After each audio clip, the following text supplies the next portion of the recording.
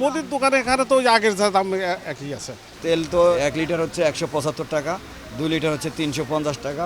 রমজানের ছোলা, খেসারি, চিনি এগুলো সর্বও ভালো, দামও কমের দিকে আছে। আলাউদ্দিন অলিম্পিয়া লাচ্ছের সময় আধা কেজি 230-50 মান বেঁধে। কাঁচামাল মোটামুটি ঠিক আছে, কিন্তু ওই লেবুর দাম সবচেয়ে বেশি। অন্যগুলো বাজার এখন করি না, আমি জানি না। মুদির দোকানে এখানে তো ওই আগের যা দাম একই আছে। মুদিখানার পরিস্থিতি এখন রমজানের আগে তো তেলের একটা সংকট ছিল, বাজারের একটু মোটামুটি, যদিও কোম্পানি দাম বাড়ায়নি, বাজারে একটু তেলের সংকট ছিল। এখন মোটামুটি স্বাভাবিক, এখন তেলও আছে পর্যাপ্ত পরিমাণ, কোনো সমস্যা নাই। আর দামের ব্যাপারও কোনোটাই বাড়তি নেই। তেল কোম্পানি থেকে আমরা পাইনি। তেল সংকট হয়তো দু একজনও করতে পারে, সেটা বলা যাচ্ছে না, কিন্তু তেল এমনি বাজারে খুবই সংকট ছিল, বাজারে তেল দেয়নি। এখন কোম্পানি আবার দিচ্ছে নতুন করে।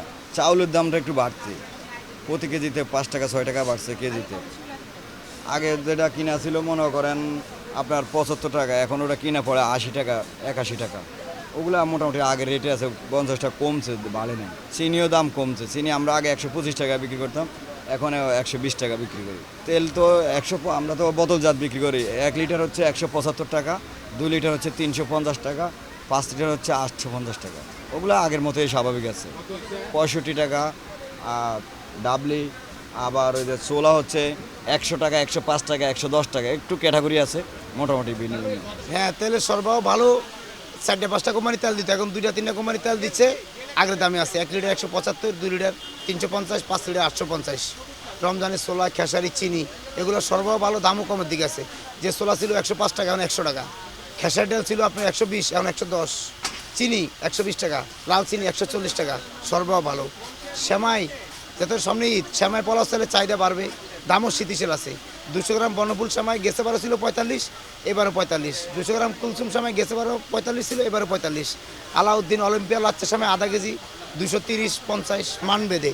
বর্ণফুল 800 গ্রাম 280, গেছে বারোই দাম ছিল সেমাই, এবারও দামে আছে। এগিয়ে চলুন জোরসে, আমার হচ্ছে লুঙ্গি, রপ্তানিতে শীর্ষে, বিশ্বমানের লুঙ্গি।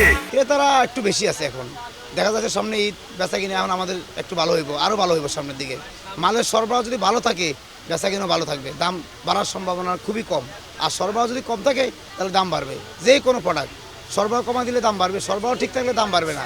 আসলে এটা হলো সব কিছু মেল মালিক আমদানি কারো গ্রুপের সব কিছু, তারা ওইখান থেকে সরবরাহ কমাই দিলে ডিলারের সরবরাহ কমাই দেয় তেলের। তারা যদি সরবরাহ ঠিক রাখে তাহলে বাজার ঠিক থাকবে, তারা সরবরাহ কমাই দিলে আবার বাজারে অস্বস্তি বিরাজ করবো। সব কিছু মেল মালিকের কাছে, সব কিছু আমদানি যারা করে তাদের কাছে।